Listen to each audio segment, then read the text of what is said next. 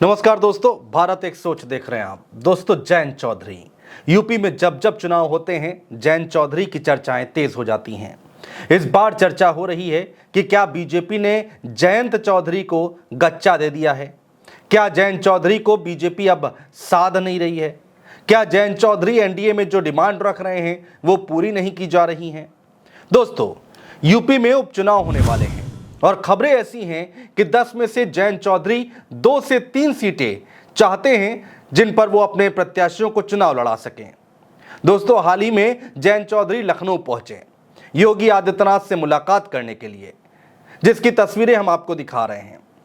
कयास ये लगाए जा रहे थे कि जब योगी आदित्यनाथ और जयंत चौधरी की मुलाकात होगी तो सीटों के बंटवारे को लेकर कोई बड़ी खबर निकलकर सामने आएगी।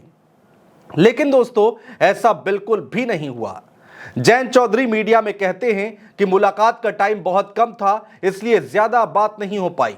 हालांकि दोस्तों, अंदर खाने से खबर यह है कि करीब 1 घंटे से ज्यादा ये बैठक चली है। यानी सीट बंटवारे को लेकर किसी भी तरह की कोई बातचीत इस बैठक में नहीं हुई। अब दोस्तों, सियासी गलियारों में ये चर्चाएं तेज हैं कि क्या बीजेपी जयंत चौधरी को गच्चा देने के मूड में है। दरअसल दोस्तों, 3 विधानसभा सीटें ऐसी हैं जहां से जयंत चौधरी अपनी पार्टी से उम्मीदवार उतारना चाहते हैं। ऐसी खबरें निकलकर सामने आ रही हैं। दोस्तों, जयंत चौधरी बिजनौर की मीरापुर सीट, अलीगढ़ की खैर और मुरादाबाद की कुंदर की सीट की डिमांड कर रहे हैं, ऐसा सूत्र बता रहे हैं। लेकिन दोस्तों, पेच ये फंस रहा है कि बीजेपी रालोद को 1 से ज्यादा सीट देने के कतई मूड में नहीं है। बीजेपी आरएलडी को सिर्फ 1 सीट देने पर ही विचार कर रही है। खबर यह है दोस्तों कि बीजेपी जयंत चौधरी को सिर्फ मीरापुर की सीट दे सकती है।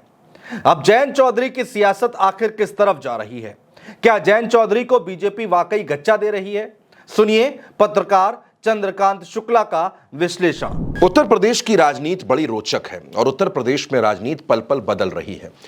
अब उत्तर प्रदेश में 10 विधानसभा सीटों पर उपचुनाव होना है। भारतीय जनता पार्टी अपनी तैयारियां कर रही है, लेकिन ऐसा देखने को मिल रहा है कि भाजपा और उसके सहयोगी दलों के बीच कई तल्खियां हैं।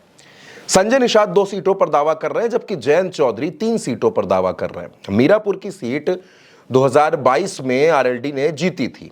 चंदन चौहान वहां विधायक बने थे, लेकिन अब वो सांसद बन गए हैं। जयंत चौधरी 3 सीटों पर दावा कर रहे हैं, लेकिन भारतीय जनता पार्टी उनको सिर्फ 1 सीट देना चाहती है।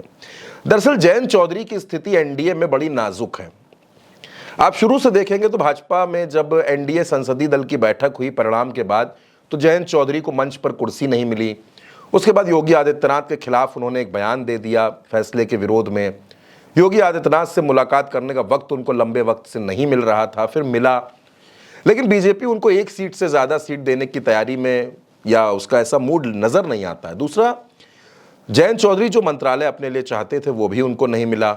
जयंत उत्तर प्रदेश में चाहते हैं कि मंत्रिमंडल विस्तार हो और उनके विधायकों को मंत्री बनाया जाए, उसकी भी संभावना अभी बहुत कम नज़र आती है। और इसलिए भी कम नज़र आती है क्योंकि जयंत चौधरी को दिल्ली दरबार के ज़्यादा करीब माना जाता है बजाय योगी आदित्यनाथ के। तो हाल फिलहाल ऐसा समझ में आता है कि जयंत चौधरी को उत्तर प्रदेश में बहुत कुछ मिलेगा।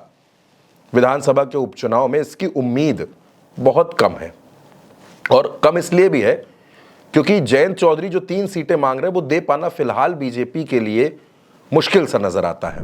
तो दोस्तों, आपने सुना चंद्रकांत शुक्ला क्या कुछ कह रहे थे जयंत चौधरी के बारे में।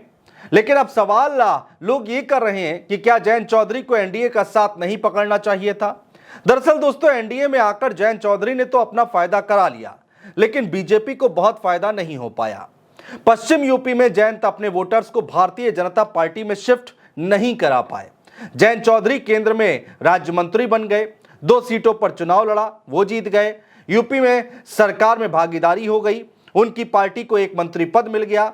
करीब 3 दशक बाद दोस्तों, आरएलडी को यूपी कैबिनेट में जगह मिली है। लेकिन बदले में जयंत चौधरी बीजेपी के लिए कुछ कर नहीं पाए।